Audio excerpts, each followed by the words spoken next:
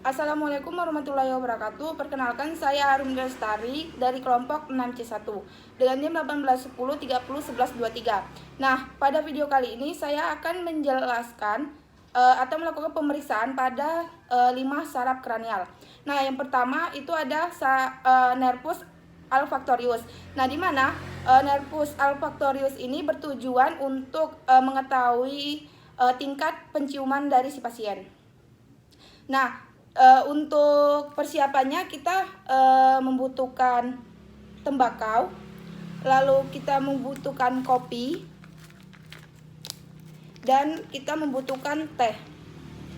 Setelah itu pasien dalam keadaan duduk di kursi, lalu dalam keadaan tegak. Kemudian kita instruksikan, kita lakukan untuk si pasien mencium bau-bau yang si fisioterapis berikan.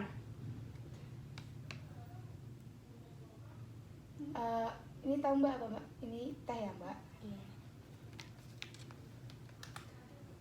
Kalau ini kopi.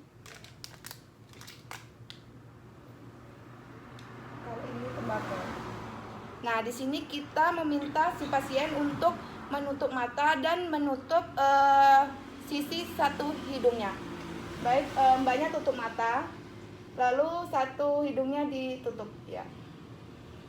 Di sini kita akan memberikan bau-bau yang tadi. Ini apa Mbak? Teh, Ini tembakau, kopi. Nah, lalu kita lakukan pada ke sisi sampingnya, satu atau sebelahnya. Mbaknya tutup mata ya. Tembakau, teh, kopi. Baik, pada pemeriksaan nervus olfactorius ini pastikan hidung si pasien tidak adanya sumbatan seperti sinus, polip ataupun lendir. Saraf yang kedua yaitu ada saraf nervus opticus. Nah, di mana untuk nervus opticus ini bertujuan untuk mengetahui ketajaman dari penglihatan si pasien. Nah, di sini untuk alatnya kita gunakan senter dan jari-jari si fisioterapis. Nah, yang pertama untuk posisi pasien dalam keadaan tegak, lalu si pasien berada di kursi. Kemudian kita meminta pasien untuk menutup satu mata. Baik Mbak, tutup satu mata. Lalu kita instruksikan untuk menyebut apa yang dilakukan pada si fisioterapis. Baik, ini apa Mbak? 1, 2, 4, 3, 2, 1. Nah, apabila pada sisi satunya sudah dilakukan, maka pindah ke sisi sebelahnya. 4, 1, 2, 3.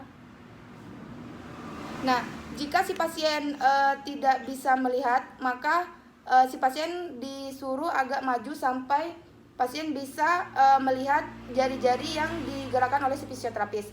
Nah, yang kedua kita menggunakan senter, di mana senter ini berfungsi untuk melihat pupil pada si pasien, di mana pasien diinstruksikan untuk menutup mata sebelah. Lalu kita lihat pada pupilnya apakah terjadinya perubahan pada saat diberikan cahaya pada bagian pupil. Nah, di sini kita lakukan pada kedua sisi, baik sisi satunya ya ditutup. Nah, di situ kita lihat apakah ada perubahan pada pupilnya. Yang ketiga yaitu ada nervus oculomotor, di mana nervus oculomotor ini bertujuan untuk mengetahui pergerakan bola mata si pasien.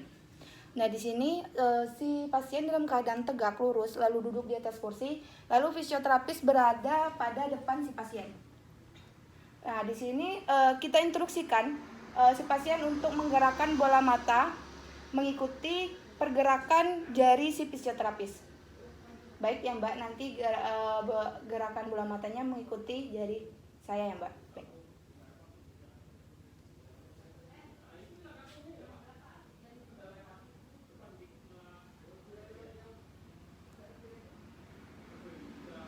Nah, pada pergerakan bola mata ini dia pada bagian kepalanya tidak boleh bergerak. Dia tuh harus diam. Yang keempat itu ada nervus trochlearis. Nah, di mana untuk nervus trochlearis ini bertujuan untuk mengetahui adanya gangguan pada kelopak mata. Nah, di sini pasien dalam keadaan duduk di atas kursi, lalu kita instruksikan ke si pasien untuk mengangkat kelopak mata ke atas dan ke bawah. Baik Mbak, bisa dilakukan ya, ke atas dan yang kelima yaitu ada saraf nervus trigeminus, di mana nervus trigeminus ini bertujuan untuk mengetahui apakah ada gangguan pada sensorik pada daerah saraf nervus trigeminus. Nah, untuk persiapan alat kita di sini menggunakan jarum atau benda yang tajam, lalu kita menggunakan kapas untuk memberitahu kepada si pasien sensorik. Nah, di sini pasien dalam keadaan duduk di atas kursi, lalu kita memperkenalkan sensorik kepada pasien. Nah, baik Mbak, kalau ini tajam, kalau ini halus. Nah, di sini kita meminta si pasien untuk menutup kedua mata, lalu Mbaknya tutup mata, lalu kita berikan sistem sentuhan kepada kulit si pasien, kedua sisi kulit si pasien. Kalau ini tajam, kalau ini halus, ini tajam, ini halus, kalau ini tajam. Nah, baik Mbak, buka matanya. Nah, apabila si pasien bisa merasakan sentuhan yang diberikan si fisioterapis yang mulai dari tajam, tumpul, maka si pasien tidak adanya terganggu pada sistem nervus trigeminus. Yang selanjutnya pada nervus trigeminus tadi yaitu ada beberapa bagian, yaitu yang pertama ada bagian refleks kornea nervus trigeminus. Nah, di mana di sini bertujuan untuk mengetahui apakah ada gangguan pada refleks kornea pada saraf nervus trigeminusnya. Nah, di sini pasien dalam duduk di atas kursi, lalu kita meminta si pasien untuk mengikuti gerakan tangan si terapis, bola mata si pasien untuk mengikuti gerakan tangan si terapis.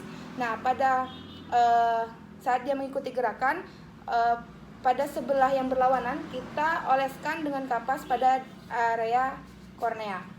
Baik, Mbaknya nanti ikuti pergerakan tangan saya, Mbak. Nah, pada saat ini yang berlawanan kita oleskan ke sisi satunya, oleskan. Nah, kita lihat pada saat kita mengoleskan kapas pada daerah kornea, apakah ada terjadinya kontraksi pada area korneanya. Jika ada, maka dia tidak adanya gangguan pada area kornea. Selanjutnya yaitu ada refleks jauh trigeminus, di mana di sini bertujuan untuk mengetahui apakah ada gangguan pada refleks tersebut seperti meseter atau jauh pada daerah trigeminusnya. Nah, di sini kita meminta pasien untuk membuka rahang, baik Mbak, bukakan rahang, lalu tempelkan jari si fisioterapis pada bagian dagu si pasien, lalu kita ketuk menggunakan hammer, kayak gini.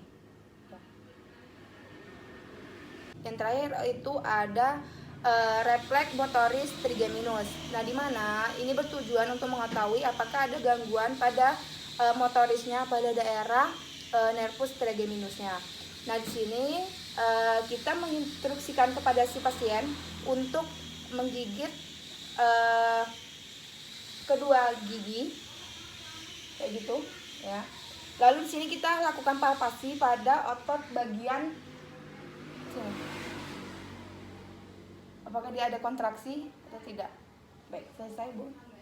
Nah, selanjutnya bisa kita instruksikan kepada pasien untuk membuka sedikit rahang Lalu arahkan ke kanan dan ke kiri. Kanan kiri, kanan kiri. Nah, baik, cukup. Nah, yang terakhir kita menggunakan stick es krim 2. Lalu kita meminta si pasien untuk menggigit stick es krim tersebut pada kedua sisi kanan dan sisi kiri. Baik, gigit satunya.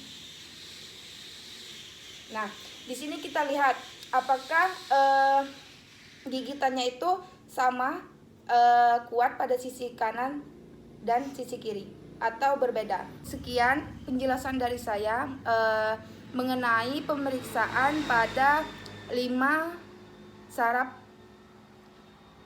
kranial. Nah, apabila ada salah kata saya mohon maaf. Saya akhiri. Wassalamualaikum warahmatullahi wabarakatuh.